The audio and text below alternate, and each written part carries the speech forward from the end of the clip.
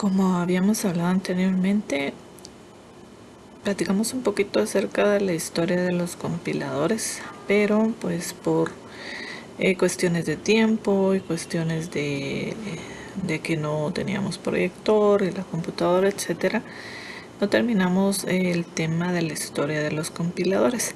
Entonces en esta ocasión pues voy a empezar nuevamente a, a mostrarle las diapositivas, que incluso pues a un grupo no pude mostrarle las diapositivas debido a que no había equipo, ¿verdad?, para poderlo hacer.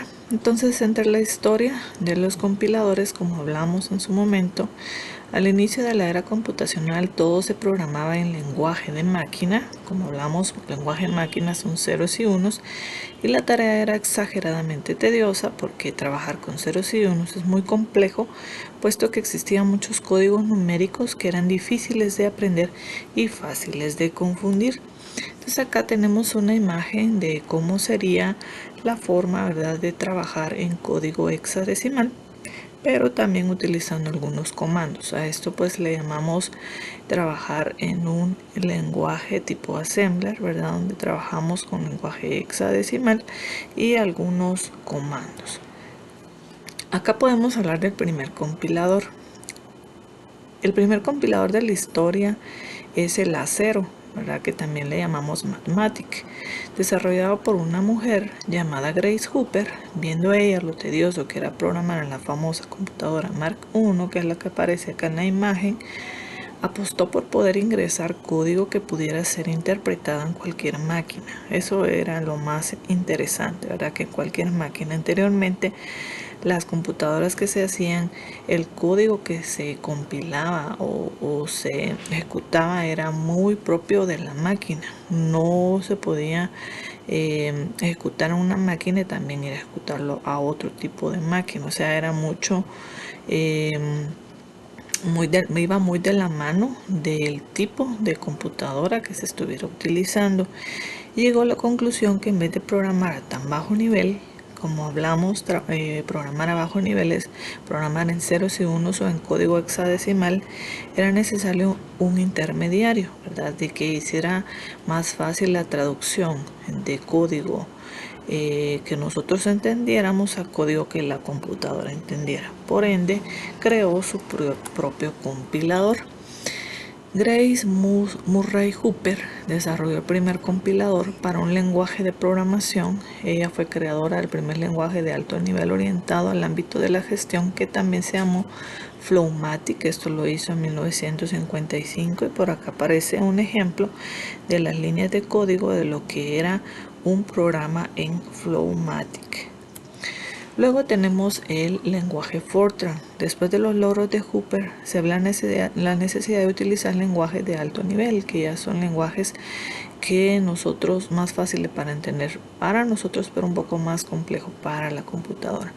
Hombres que investigaron como John Backus acerca del intérprete en el año 1954, pudo surgir el lenguaje de programación Fortran, que pues sus siglas es Formulae Translator, ¿verdad?, el cual consistía en recibir códigos sobre ecuaciones matemáticas en tarjetas perforadas, que esa era la forma como antes se guardaba la información, y lograr ejecutarlas a velocidad de lenguaje de máquina, que eso era lo más importante. Sabemos que cuando se ejecuta el lenguaje de máquina pues es muy rápido. Acá tenemos un ejemplo en lenguaje Fortran.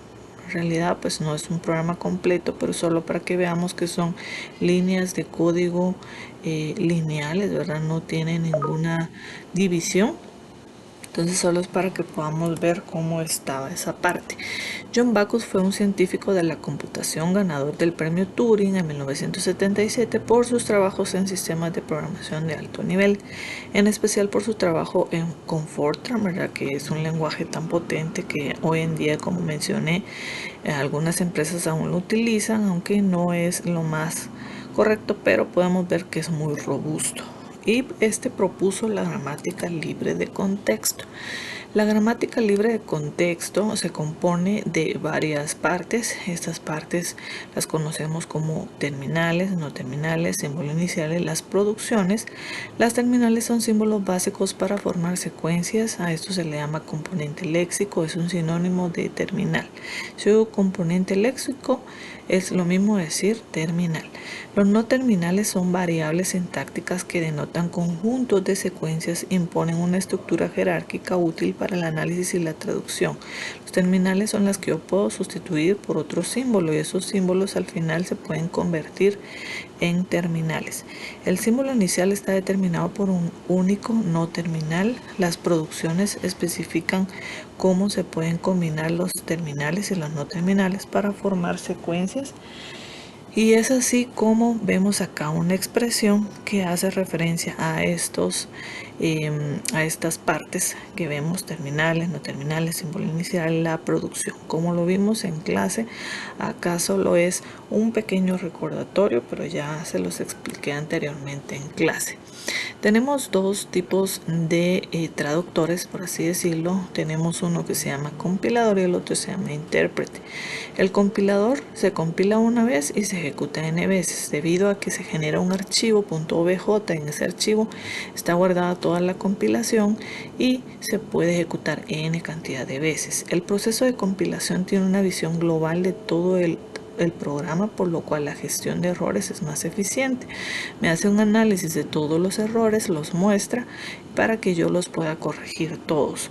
La ejecución es más rápida con el compilador. Ahora bien, con el intérprete se traduce cada vez que se ejecuta, ¿verdad? Se va leyendo línea por línea de código. Cuando encuentre un error, para ahí para que nosotros los podamos corregir y luego de corregirlo sigue con la otra línea de código. Permite interaccionar más con el código en tiempo de ejecución y necesita menos memoria para poderse ejecutar. Los lenguajes que son de estos tipos, ¿verdad? Tenemos los interpretados, que son como los más nuevos y los que la mayoría utiliza. Tenemos Ruby, tenemos Python, PHP, JavaScript, Java, Smalltalk y MATLAB. Dentro de los compilados, que son los lenguajes más viejitos, tenemos C, C++, C#, Fortran, Pascal, Visual Basic, entre otros, ¿verdad? Por si acaso, pues esto fuera un motivo de examen, ustedes pudieran colocar estos lenguajes que tenemos por acá. Entonces podemos decir que del código fuente el compilador me lo convierte a código máquina, que estaríamos hablando de ceros y unos, ¿verdad? Con un archivo, en este caso .pas, que es un programa en Pascal, me lo traduce a un .exe, que es cuando se convierte a los ceros y unos, como lo hemos hablado en clase. El intérprete, como estos programas que tenemos, como estos lenguajes que tenemos por acá, Basic, Smalltalk, PHP, JavaScript, etcétera. Un intérprete es un programa capaz de analizar y ejecutar otros programas escritos en un lenguaje de alto nivel. Realizan la traducción del código a medida que sea necesario y normalmente no guardan el resultado de dicha traducción.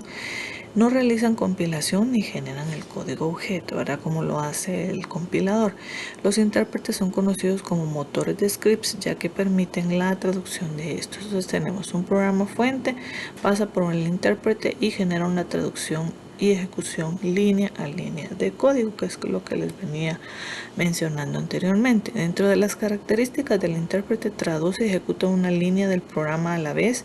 Si hay error, detiene la ejecución del programa para que nosotros podamos modificar, ¿verdad?, el programa, quitar el error.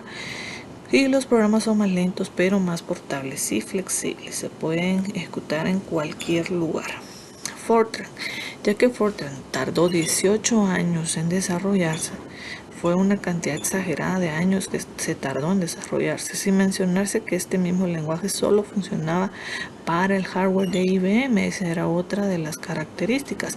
Aparece otro señor que se llama Noam Chomsky de la Universidad de Múnich, que trabaja con algoritmos sencillos. Logra trabajar junto con Backus y con ellos producen otro lenguaje que se llamó ALGOL.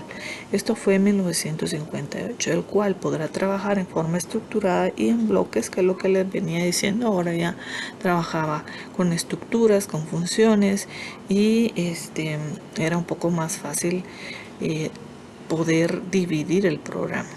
También creó el lenguaje COBOL, que es otro lenguaje que en la actualidad todavía se utiliza. Es una de las figuras más destacadas en la lingüística. Utilizó la lingüística y las matemáticas para crear este lenguaje llamado COBOL.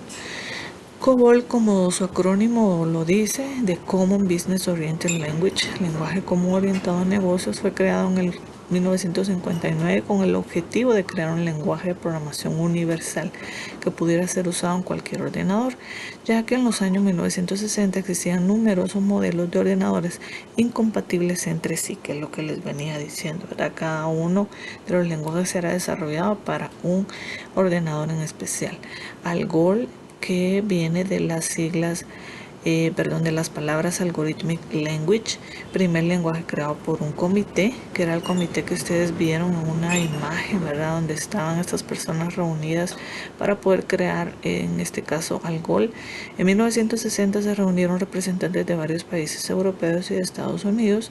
Es un lenguaje destinado a describir procesos mediante instrucciones de control, iteraciones y alteraciones. Acá ya teníamos iteraciones, ¿verdad? Los famosos ciclos. En ALGOL ya existían los ciclos. Y acá tenemos un pequeño ejemplo de cómo era el lenguaje en ALGOL.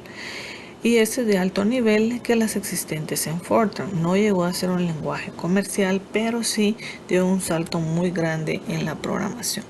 En el año 1959, Strong dio una propuesta para dar solución al problema de no poder ejecutar código en cualquier máquina. Entonces propuso una solución de dividir en dos partes el proceso de compilación, y aquí fue donde se dio esta división de frontend y backend.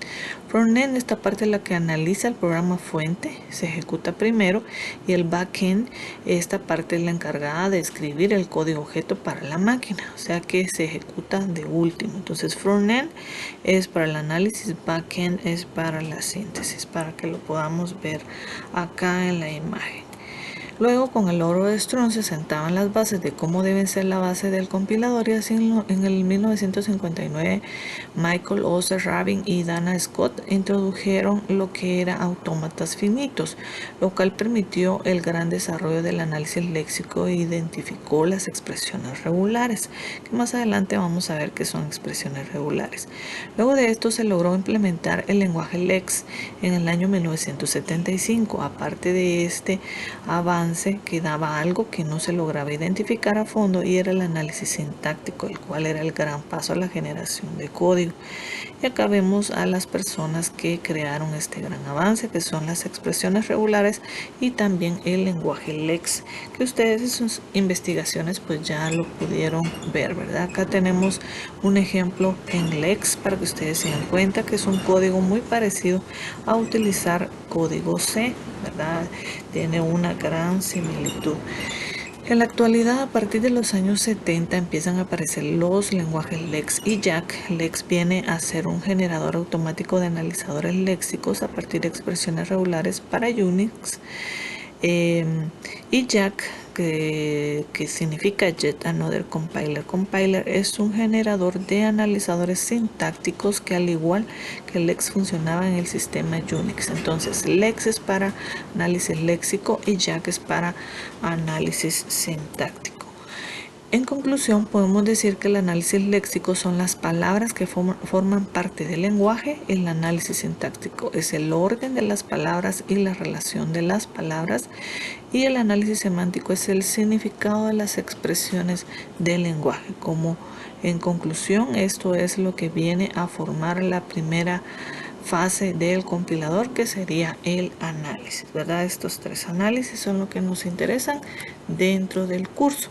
Y acá pues existe un ejercicio que no lo pudimos hacer en clase, pero igual se lo voy a dejar de tarea para que me puedan hacer favor de realizarlo para este viernes, y es que evalúe las siguientes líneas de código y concluya cuáles son los errores o aciertos en las mismas. A la par usted le pone si tiene algún error y cuál es el error, y si no tiene error pues dice que la línea es correcta. Nada más, a la par de cada línea usted le va colocando, y esto es lo que me va a subir a la plataforma. Yo le voy a colocar ejercicio de la clase 1 para que usted me pueda subir ahí su ejercicio.